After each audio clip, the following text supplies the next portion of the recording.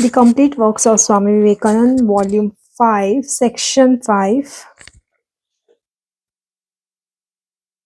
The Art and Science of Music, Eastern and Western. Sri Priyanath Sinha. It was an evening in July 1898 at the Mutt in Nilambar Mukherjee's garden house, Billur. Swamiji, with all his disciples, had been meditating, and at the close of the meditation, came out and sat in one of the rooms. As it was raining hard and cold winds were blowing, he shut the door and began to sing to the accompaniment of the tanpura. The singing being over, a long conversation on music followed. Swami Shivanand asked him, "What is Western music like?" Swamiji, "Oh, it is very good. There is in it a perfection of harmony which we have not attained. Only to our untrained ears it does not sound well. Hence, we do not like it and think that the singers howl like jackals."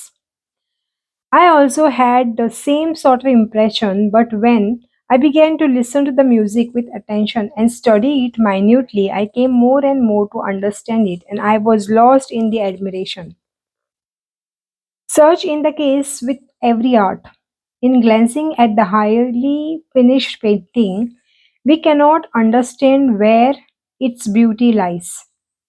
Moreover, unless the eye is to be or to a certain extent trained, one cannot appreciate the subtle touches and blendings, the inner genius of the work of art.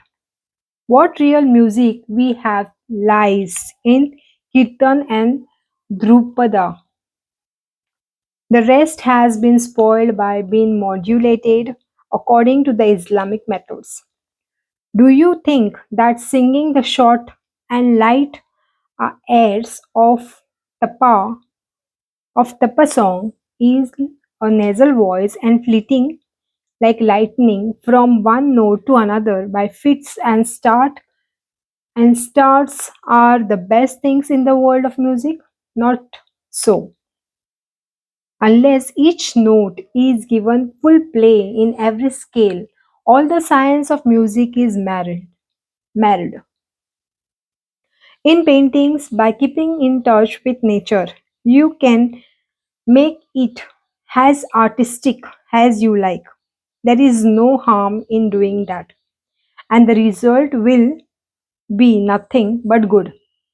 Similarly, in music, you can display any amount of skill by keeping to science, and it will be pleasuring to the ears. The Mohammedans took up the different ragas and raginis after coming into India, but they put such a stamp raginis after coming into India. But they put such a stamp on their own coloring on the art of tapa songs that all the science in music was destroyed. Question. Why Maharaj, why Maharaj, who has not a liking for the music in tapa? Swamiji. The chirping of cricket sounds very good to some. The Santals think their music also to be the best of all. You do not seem to understand that when one note comes upon another in such quick sections or sessions, it not only robs music of all grace, but on the other hand creates discordance rather.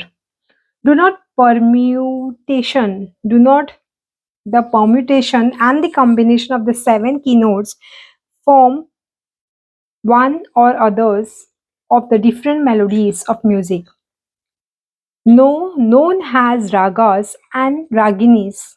Now, in tapa, if one slurs over the whole melody, that is rag, and creates one new tune, and over and above that, if the voice is raised to the highest pitch by tremulous modulation, say, how can the rag be kept intact? Again, the poetry of music is completely destroyed if there be in it such profuse use of light and short strains just for effect. To sing by keeping to the idea meant to be conveyed by a song totally disappeared from our country when tapas came into vogue. Nowadays, it seems the true art is reviving a little with the improvement in theaters. But on the other hand, all regards for ragas and raginis is been more and more flung to the winds. Accordingly to those who are past masters in the art of singing Drupada, it is a painful to hear tapas. But in our music, the cadency or a duly regulated rise and fall of the voice or sound is very good. The French detected and appreciated this trait first and tried to adapt and introduce it in their music. After their doing this, the whole of the Europe has now thoroughly mastered it. Next question. Maharaj, their music means to be a preeminently martial, whereas that element appears to be altogether absent in us. Swamiji, oh no, we have it also. In the martial music, harmony is greatly needed. We sadly lack harmony, hence it does not show itself so much. Our music had been improving steadily, but when the Mohammedans came, they took possession of it in such a way that the tree of music would grow up no further. The music of the Westerners is much advanced. They have the sentiment of pathos as well as the heroism of in their music, which is as it should be. But our antique musical instruments made from the ground has been improved no further. Next question. Which of the ragas and raginis are martial in tune? Swamiji. Every rag may be made martial if it is set in harmony and the instruments are tuned accordingly. Some of the raginis can also become martial. The conversation was then closed as it was time for supper. After supper, Swamiji inquired as to the sleeping arrangement for the guest who had come from Calcutta to the mutt to pass the night, and he then retired to his bedroom. Next, the old institution of living with the Guru, the present university system, lack of Shraddha. We have a national history, Western science coupled with Vedanta, the so called higher education, the need of technical education and education on national lines, the story of Satyakama, mere book learning and education under Tyagis.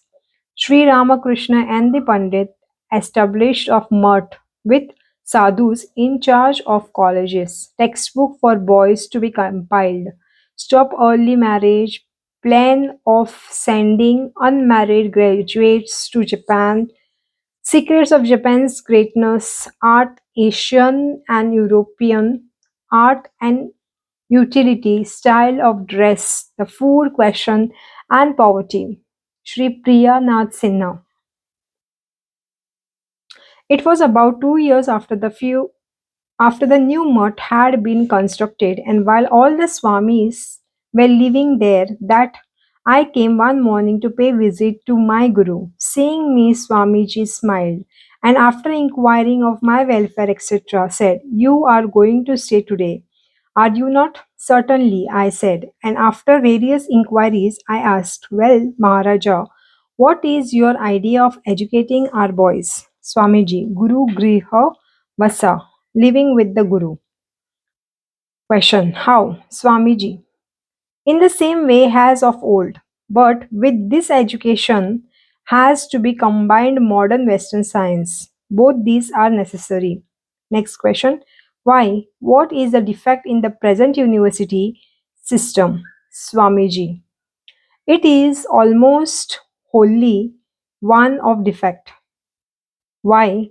It is not but a perfect machine for turning out clerks.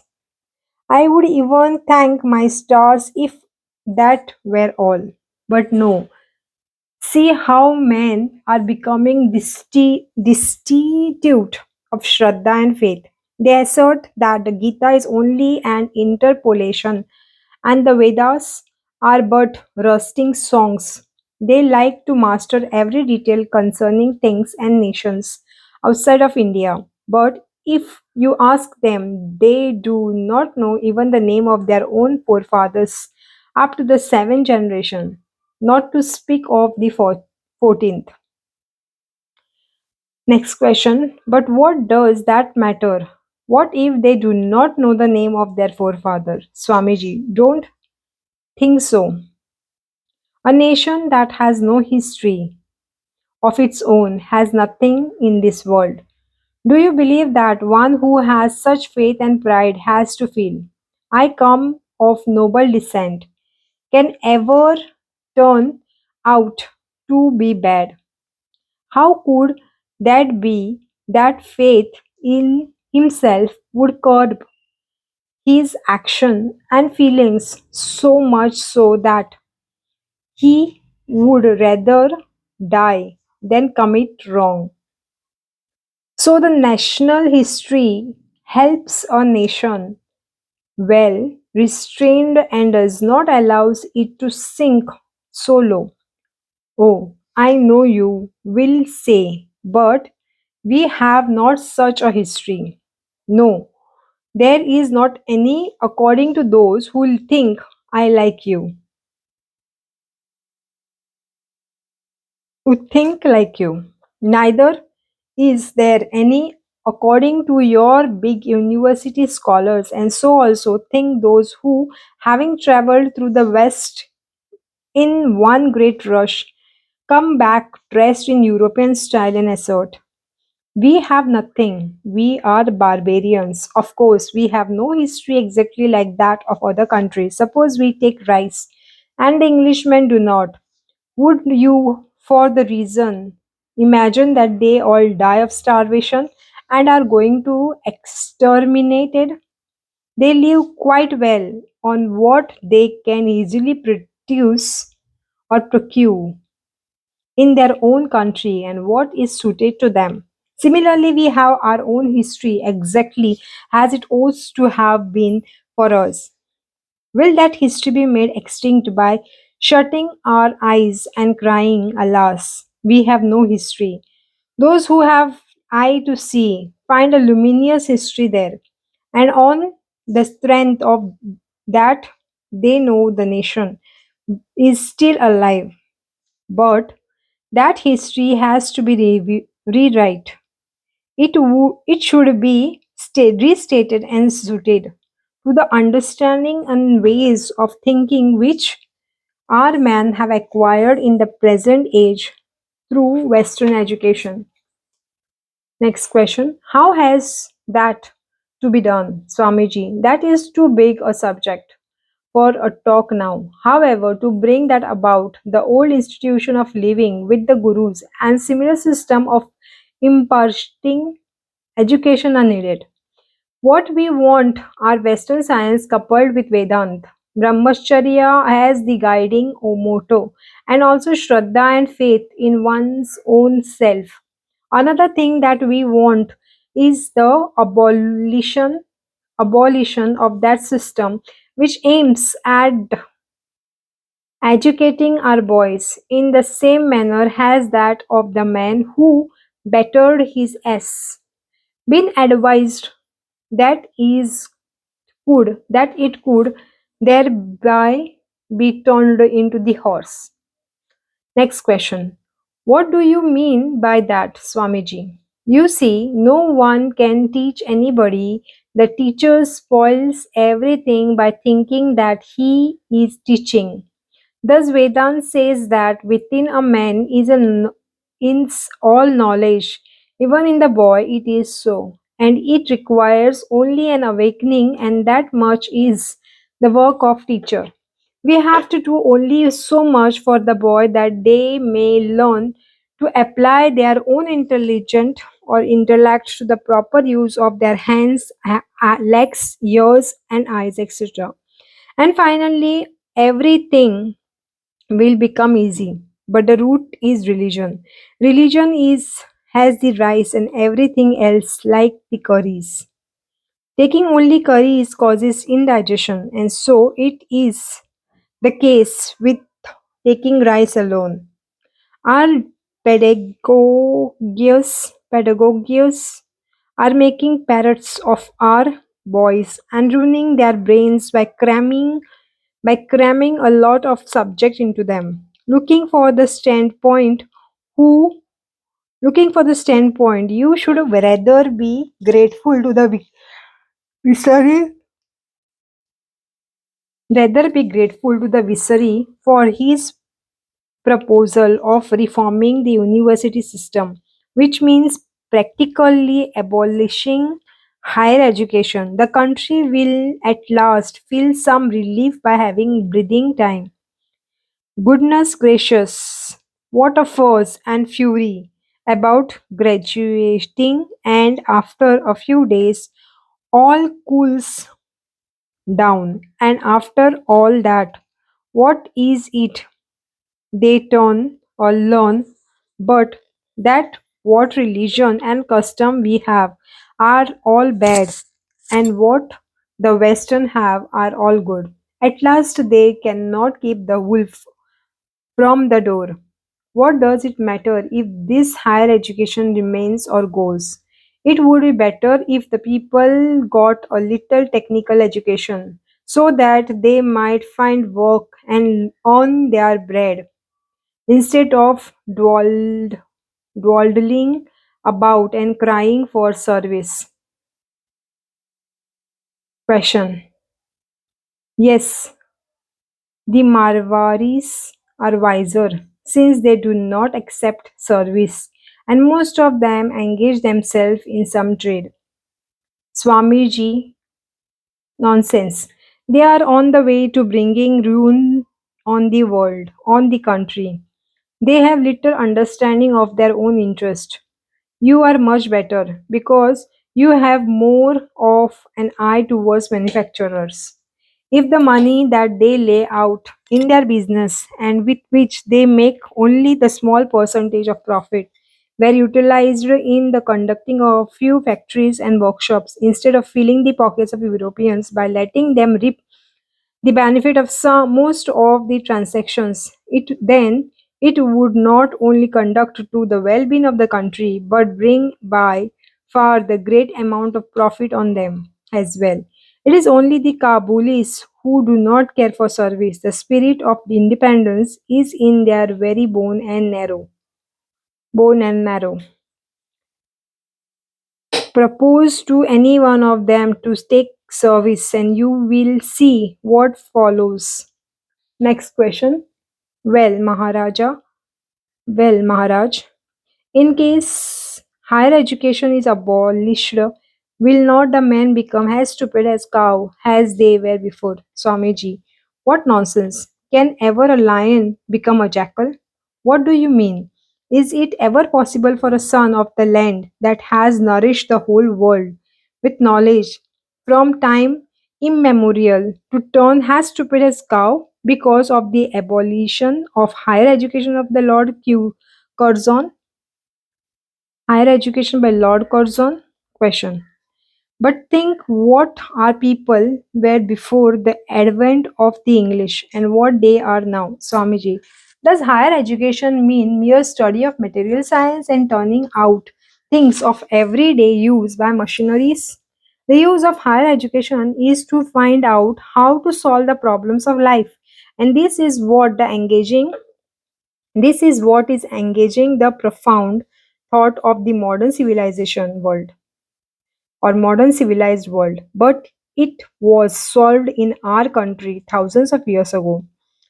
Next question. But your Vedanta also was about to disappear. Swamiji, it might be so.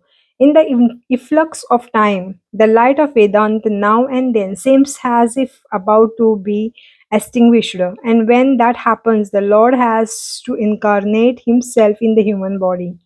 He then infuses such life and strength into religion that it goes on again for some time with irresistible vigor.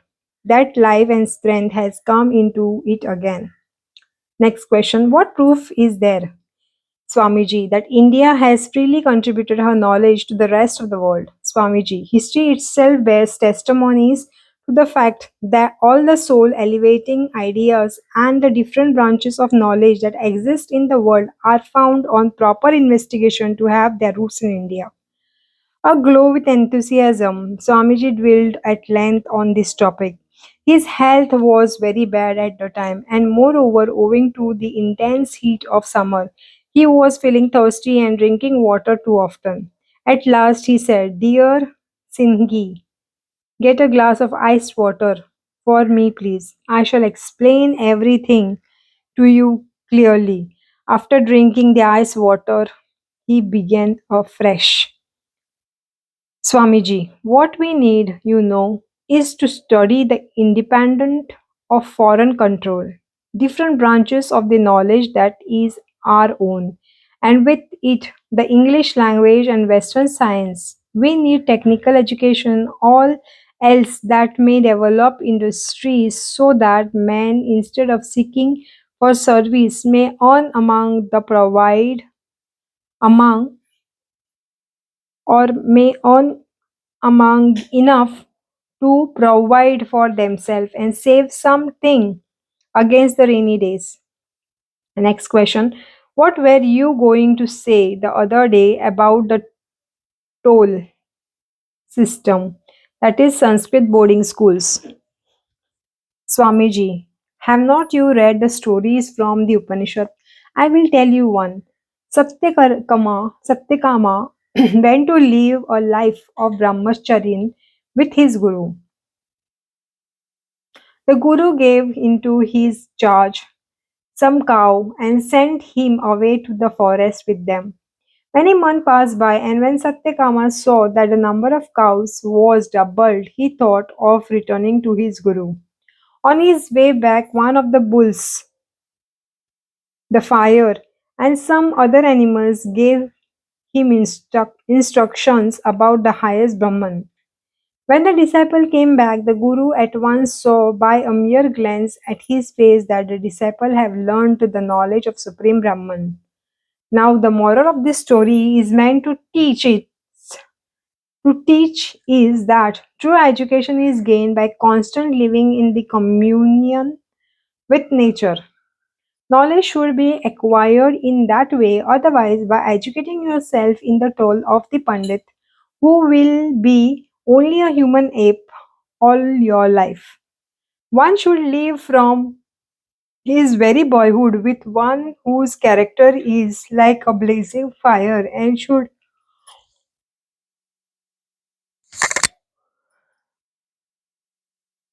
one should live from his very childhood with one whose character is like a blazing fire and should have become before him a living example of the highest teaching. Mere reading that it is a sin to tell a lie will be of no use. Every boy should be trained to practice absolute brahmacharya, and then only faith, that is Shraddha, will come. Otherwise, why will not why will not one who has no Shraddha speak an untruth? In our country, the imparting of knowledge has always been thrown through men of renunciation. Later, the Pandits, by monopolishing all the country to the brink of ruin.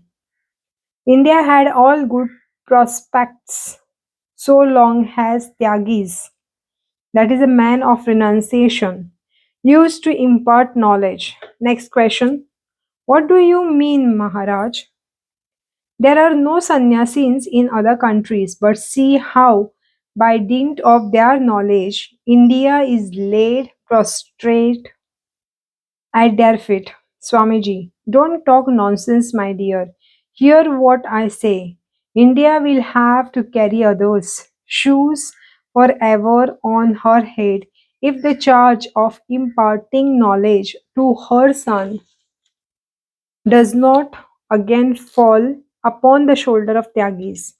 Don't you know how an illiterate boy of possessed of renunciation turned the head of your great old Pandits? Once at the Dakshineshwar temple, the Brahmana who was in charge of worshipping Vishnu broke a leg of the image. Pandits were brought together at the meeting to give their opinion, and they, after consulting old books and many scriptures, declared that the worship of this broken image could not be sanctioned according to the Shastras, and new image would have to be consecrated. There was sequentially a great stir. Sri Ramakrishna was called at last.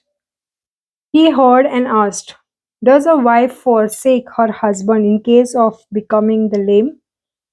What followed? The Pandits were struck dumb. All their shastric commentaries and erudition could not withstand the force of this simple statement. If what you say was true, why should Sri Ramakrishna mere book learning so much?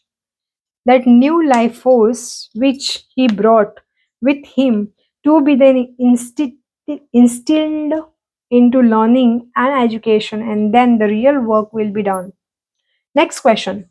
But that is easier said than done, Swamiji. Had it been easy, it would not have been necessary for him to come. What you have to do now is to establish a mutt in every town and in every village. Can you do that? Do something at least. Start a big mutt in the heart of Calcutta.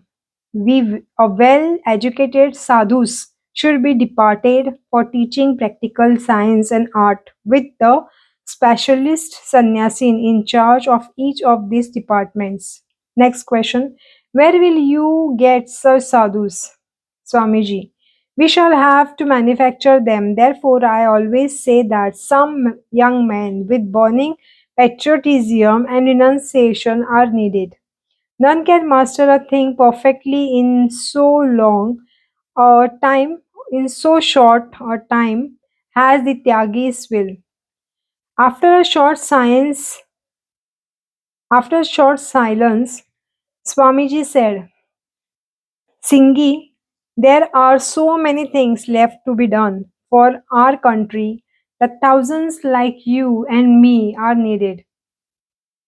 What will mere talk do? See to what a miserable condition the country is reduced. Now do something. We cannot even got a single book well suited for the little boys.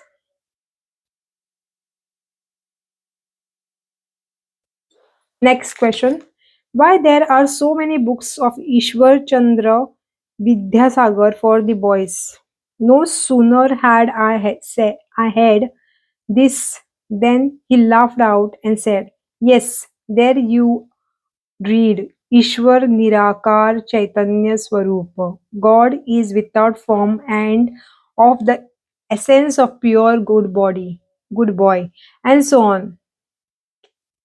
God is without form and of the essence of pure knowledge.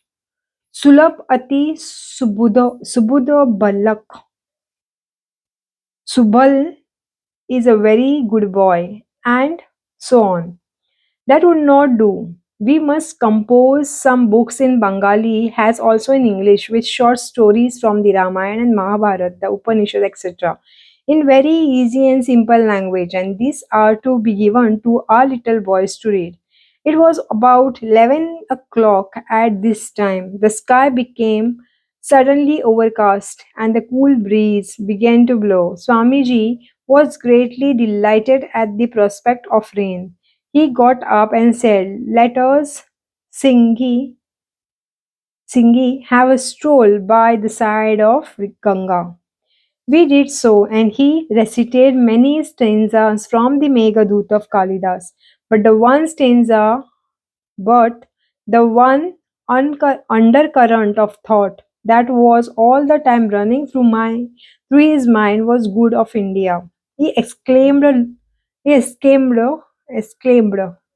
"Look here, Singhi, can you do the one thing? Can you put a stop to the marriage of our boys for some time?" I said, "Well, Maharaj, how can we think of that when the Babus are trying on the right hand or on the other hand all sort of means to make marriage cheaper?" Swamiji, don't trouble your head on the score. Who can stem the tide of time? All such agitations will end in empty sound. That is all.